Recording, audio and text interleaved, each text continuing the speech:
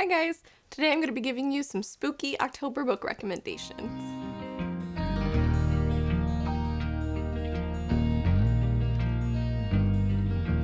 Full disclosure, I do not read a whole lot of horror thriller books. I tend to lean more towards fantasy. If you've watched this channel for any amount of time, you probably know that, but these all have really good kind of creepy atmosphere. They're not like outright slashers, but they give me like the Halloween cozy spooky vibes, and hopefully these recommendations will appeal to some of you who maybe aren't into like the super scary stuff. I don't like body horror, so that's pretty much not going to be in any of these, but I'm excited. Let's jump right in. I'm going to start off with a couple that I'm actually currently reading that I think have that perfect Halloween atmosphere. The first one is The Ravens by Cass Morgan and Danielle Page. This is like a sorority that is also a witch coven in Savannah, Georgia, and oh my god, I'm loving it so far. It very much gives me American Horror Story Coven sort of vibes. You have sort of the petty sorority-ish stuff along with this very real dangerous magic, and I just think that's a really fun combination. This takes place in Savannah, Georgia, which is one of the most infamously like haunted cities in the South, which is really fun.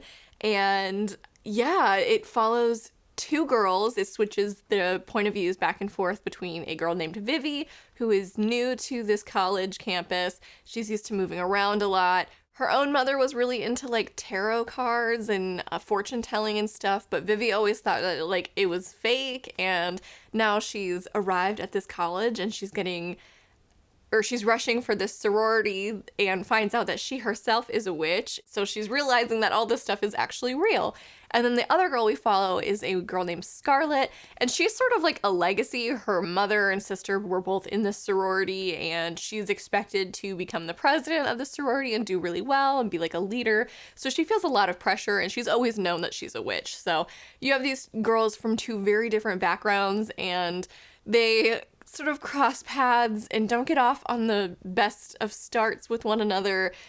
And I'm only about halfway through this, so I'm curious to see how this develops, but at the moment, it seems like we have a person who's trying to bring down the Ravens, which is what the sorority girls call themselves, and there's some dark history about the sorority and Scarlett in particular. And I really enjoy that the magic system is really based in tarot, and I just think that's so cool, and I've never read anything like that before. So like all the witches have magic that comes from one element or another. So you have witches that have power over fire, water, earth, and air, and each of these elements is associated with a suit of tarot cards, so cups, swords, wands, and pentacles. And again, I've never read anything like that before, and I just think that's so interesting. I've always thought tarot is really cool. I think if you're interested in it at all, you'll find this quite fun. So yeah, definitely recommend. Again, I haven't finished it yet, so I don't have like a solid rating for this book yet, but I'm enjoying it so far. And again, if you like American Horror Story Coven, you should read this book. It's very, not funny. I don't know, there's a certain tone to that season of American Horror Story that isn't quite here, but it is reminiscent of that season. So I think if you enjoy it, you'll enjoy this. The other book I'm reading currently is actually a nonfiction book, and that is The Icepick Surgeon: Murder, Fraud, Sabotage, Piracy, and Other Dastardly Deeds Perpetrated in the Name of Science. I don't read a whole lot of nonfiction, but this has like got a true crime element to it that I think is really interesting, and I've been reading a chapter before bed, and I sort of regret that because some of that is spooky.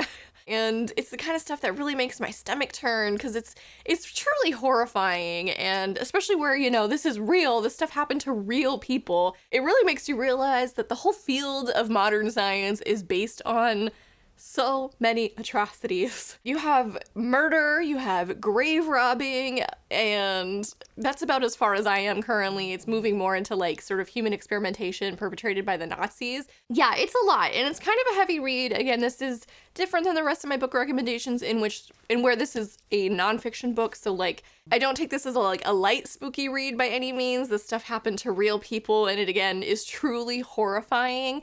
But I think if you're into true crime at all, or like the old, more like historical true crime, this will really appeal to you. And I've learned so much so far. Like, the whole field of anatomy is basically, like, really depended on grave robbing for much of its history, and a lot of the understanding of the human body that we currently have is due to the fact that a lot of dead people were stolen from their graves, and it's dark. It's dark. But again, truly fascinating. There's also a really interesting story about a Harvard professor who murdered another Harvard professor, and how he hid the body in his latrine and cut it up and burned him. And the janitor that worked that floor is the one that, like, figured it out. And it's wild. So I think, again, I can only read this in sort of little snippets at a time, but it is truly fascinating, truly chilling. And I think if you like nonfiction and you want kind of a spookier read in that field, I highly recommend this book. And it wouldn't be a spooky reads recommendation without a little Stephen King. So for you today, I have Misery. This, I think, is his tightest book from beginning to end. And I think if you're looking to find somewhere to begin with Stephen King, this is a great book to pick up. It's not too out there as far as, like, supernatural goes. Like, this is pretty much a thriller, like that's rooted in real life. Like, this could happen. It's really scary, I think, in that way, in the way that, like, Pennywise isn't. This follows an author named Paul Sheldon, and he's driving through a blizzard one day and gets into an accident, and he gets saved by his #1 fan, Annie Wilkes. And what Annie doesn't know at first is that Paul is actually planning to end his current series about a woman named Misery. He's sick of it, and he's decided to kill Misery off. And Annie finds the manuscript in his car, and when she discovers that he's planning on killing Misery, she's furious. She's nursing him to back to health, but, like, he just wants to go to the hospital, and she's like, no, I'm your #1 fan, let me take care of you, but also you need to rewrite the ending of this book or you're gonna die. It's chilling, and Annie is a fabulous villain. She's so fun in, like, a truly psychotic way. There is a very famous movie adaptation starring Kathy Bates, and, like, she is so perfect for that role. Like, when I picked this up, like, I pictured it so well. I think this is probably one of the most approachable Stephen King reads. It's very short compared to some of his other stuff. It's got a really tight, like, beginning, middle, end. The pace is great. The tension is A+. And you really feel for Paul. Like, he is a very sympathetic main character, and he just gets himself into horrible situations, and just his struggle to escape Annie's house is so intense, and it's really good. And I want to reread this one, actually, I think sometime soon. It's been a few years, but this is one of my favorite Stephen King books. So if you're looking for one to read this spooky season, definitely recommend. I have a bit of a double header for the next recommendation, and that is the first 2 books of the Wayward Children series by Seanan McGuire. This first book, Every Heart a Doorway, when I picked it up, I did not realize this is a murder mystery. It takes place in a boarding school full of children who have gone to other worlds through these portals, these doorways that only opened up because they are perfectly suited to be in that world. But unfortunately, they have found themselves back in our world and are really grieving the loss of this place that was perfectly suited for them, and they may never go back. I can't get too much into the murder mystery details of this book without spoiling too much, but it was truly a page turner. I was invested. I'm pretty sure I read this in one sitting because it was not what I expected in the best way. And I think this is, when you pick this up, you don't think like, it's gonna be like a thriller, and it almost is. So definitely I would recommend starting with this one, and then its immediate sequel, Down Among the Sticks and Bones, is a fabulous read for, I think, October, Halloween season. It takes place in one of these portal worlds that is called the Moors, and it is home to a variety of really chilling kind of gothic-y creatures. It's mostly focused on a vampire lord and a mad scientist, and the 2 girls that they each take in to become basically their like proteges, and those 2 girls are twins. So they start from a very similar place and their paths diverge wildly from there, like once they step through to the moors. And the atmosphere of this book is so creepy. I think if you liked like the really classic sort of Hollywood, like Dracula and Frankenstein books, or movies, sorry, you'll really enjoy this. It has that vibe, and it's just so good. And also, I think this series has really great representation. There's non-binary characters, there's trans characters, there's lesbian characters. It's really great for that, and it's really subtle. It's like, it's not like the main part of the story, it's just like who these characters are, and I think that's wonderful as well. So I'm a really big fan of Seanan McGuire, and I think a lot of her books just have the best atmosphere. And honestly, while these two books I think stand out to me as the most like October-y reads, this whole series could probably be read in October and it would be fun. She's got great atmosphere to her books. Each of these portal worlds are magical but treacherous, and it's so interesting, and I haven't really seen portal fantasy done in quite this way, and I'm a really big fan, and I think everyone should pick these up, but these two specifically in October would be great reads. Next up, I have a pretty recent read, actually, and that is Small Favors by Erin A. Craig. This is a very loose Rumpelstiltskin retelling. I've seen other reviews compare this to The Village and like Needful Things. I haven't watched those, so I'm not sure. I saw another review call this prairie horror, and I think that's actually pretty accurate. You have this sort of Puritan community that's really isolated. It's called Amity Falls. And it's surrounded by these dark, creepy woods in which the town founders a few generations ago hung these bells. Villagers, like, aren't supposed to go past the bells because the woods are dangerous. And this book opens up with a supply run because, again, this community is very isolated and they need to try to go to other cities outside past the woods in order to get really important resources like medicine and sugar and coffee and stuff. This supply run that goes off before winter sets in gets attacked and no one survives, and you have this community sort of descending into paranoia and just really tense sort of relations with one another.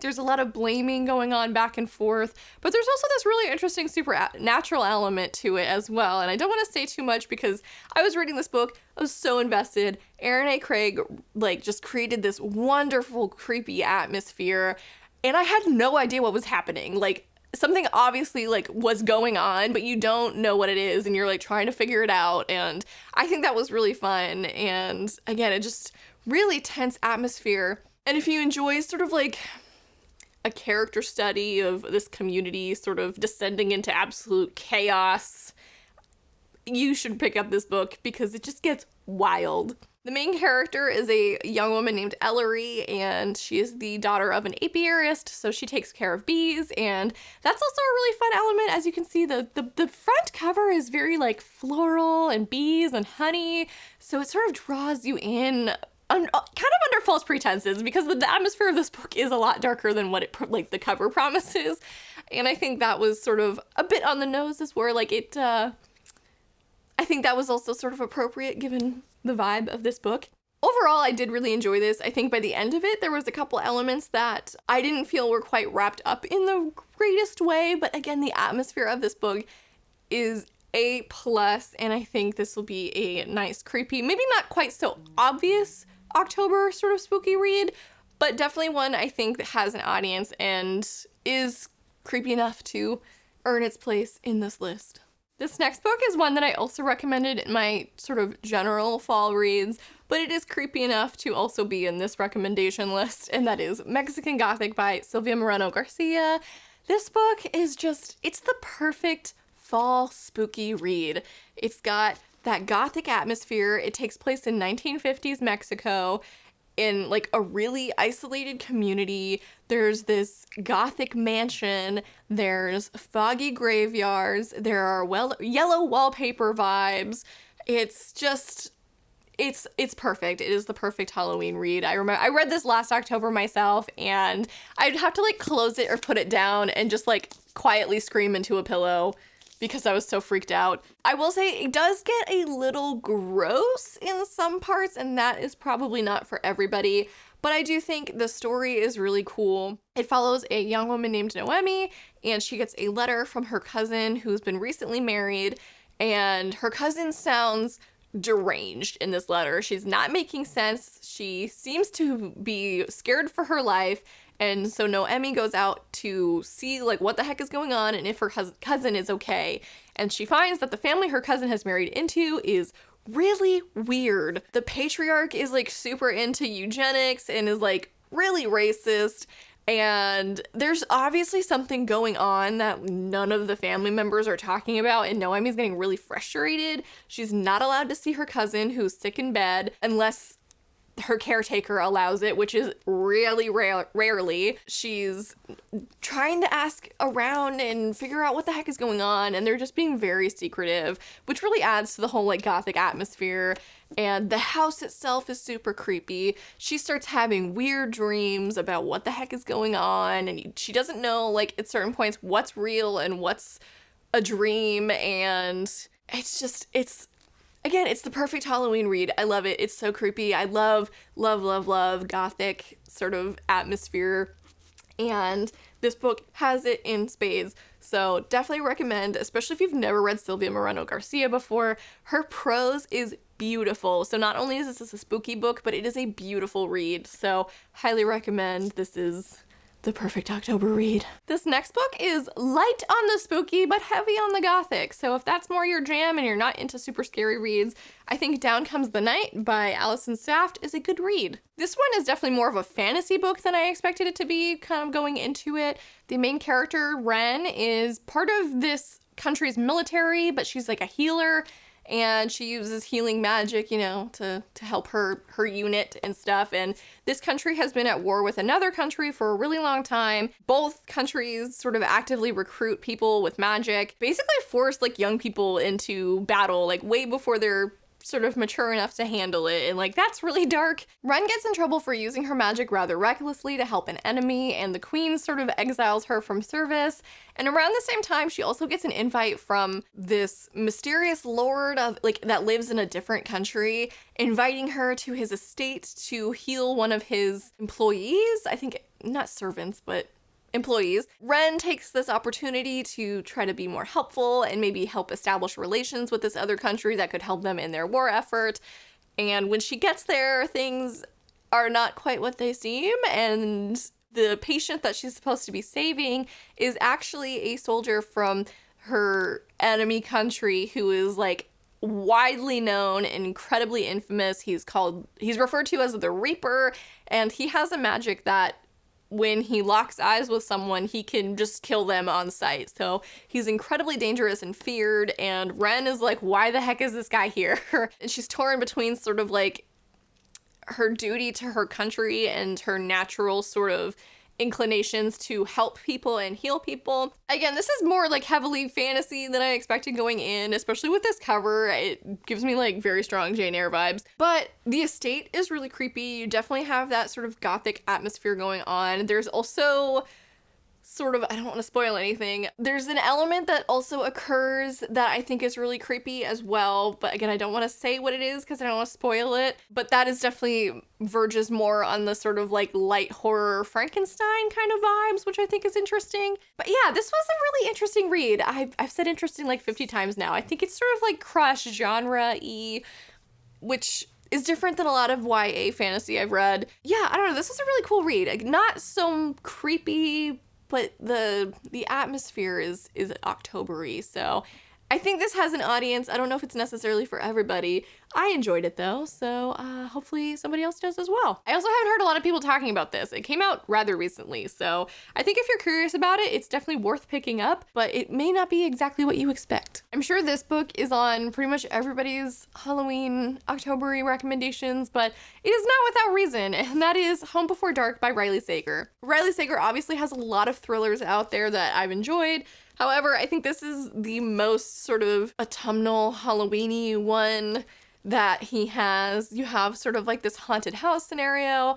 If you like Haunting of Hill House, you will enjoy this book. It has sort of similar themes. Follows a young woman named Maggie Holt, and when she was little, she very briefly lived in a estate that is now famously sort of haunted. Her father wrote a book about it after they fled having only lived there for like a couple weeks, I think. And he wrote this book describing sort of all these occurrences that happened and these supernatural events. And Maggie was so young, she doesn't really remember what exactly happened, but she's pretty much always believed that her father has grossly exaggerated what has happened. And on his deathbed, he bequeaths this property to her. Maggie didn't even know that he still owned it, but she's in the business of flipping houses. So she's like, I guess I'm gonna go flip this estate. It's really old, it's got a lot of history, it'll sell. And she goes back to this home that, again, she only lived in for a few weeks when she was a very young child. And things start happening that sort of mirror what her father wrote about in his book. And now she's sort of questioning whether or not it was real or, like, what the heck is going on. Again, very cool haunted house vibes. It flips back and forth between Maggie's sort of story and what's happening in present day, and then corresponding chapters that her father wrote in his book. So I think it's really fun. You get the flipping back and forth. Again, very Haunting of Hill House vibes. Oh, this was really creepy. I read this also last October, and between this and Mexican Gothic, those were like the two creepiest books that I read, I think, last year, and I loved both of them. I think if you're looking for a good haunted house type story, this is the perfect read. Last up, I have a few graphic novel recommendations because I think there's a lot of cute Halloween-y graphic novels out there, as well as some creepy ones. So we can start off with the cute, and that is Mooncakes by Wendy Zhu and Suzanne Walker. This follows a young witch and werewolf, and they go from friends to lovers, and they're also trying to figure out this mystery that's happening in the woods. There's this strange power that's showing up, and it has something to do with the werewolf's past. This is just like the fluffiest, most delightful read. There's great like non-binary representation. It's so cute. It's the cutest thing I've ever read. Maybe not ever read, but it's up there. This is one of my cuter graphic novels for sure. The art style is also adorable. I don't know, this is just like the perfect, soft, supernatural graphic novel, and if you're into sort of witches and sort of cottagecore witches, this is a great book, or a great graphic novel to pick up, and I don't hear enough people talking about this graphic novel. It's so cute. Read it. Sort of bridging the gap between cute and creepy, we have Beasts of Burden, Animal Rights. This is a, again, very cute but sort of sad graphic novel series that follows these group of dogs, and they like solve mysteries in their little suburban community, and it's really cute. I think they have a cat as well, and they investigate paranormal things happening. So there's like a witch story, there's a story about like a ghost dog that's really sad. I think if you like sort of like animal like stories, this is a great read. It's very Halloween-y with all like the paranormal things happening. Oh my god, then the art style is really beautiful as well. It's like all watercolor, and it's so pretty. Again, warning, there is a couple sad stories in here, animal deaths in particular, so if you're sensitive to that, I would maybe skip this one. But I do think it is a really great read, and I love the dynamic between all the different dogs. It's so cute. And last up, we have the Monstrous graphic novel series. I've only read the first one. I do plan on reading the other ones. I will say it is a very dense graphic novel. There is a lot of world building, and they sort of just throw you into it in the beginning, and it's a little overwhelming. But once you sort of get your bearings, this is a delightfully creepy story. It follows a young woman. The back describes it as an alternate world of Art Deco beauty and steampunk horror, and like that's perfect. Steampunk horror, that's a fun term. So it follows a young woman named Micah, and she like is a survivor of this war that happened, and she ends up with this artifact that is like a demon thing sort of coming out of her arm, and it's very creepy. I'm struggling to summarize it more than that because just so much happens in this first volume. But again, steampunk horror is a great way to describe it. The art is absolutely beautiful. It is probably one of the prettiest graphic novels that I own. There's a lot of demonic stuff going on. There are creatures that are like half fox and whatnot, and they're adorable. There's talking cats. So it's a very rich world. I think if you're looking for a light graphic novel read, this is not it. But if you're into something creepy and beautiful art and a really rich, dense story told in graphic novel form, this is a great popular choice. And I think it's not overtly Halloween specific, but I think the demonic element is creepy enough where it would be a good read in October. So yeah, that's my list of spooky book recommendations. Like I said before, I don't read a whole lot of overtly horrific things or like scary things. So I hope this is a satisfying recommendation list. I tried to sort of collect a bunch of creepy atmospheric books, and I definitely plan on reading more stuff like this month. Please let me know down below, what are you reading this month? I would love to know. Give me your suggestions. I am so excited for October and all the spooky books. And yeah, so thank you guys so much for watching. Feel free to like this video, subscribe to my channel if you haven't already, and have a wonderful day. Bye.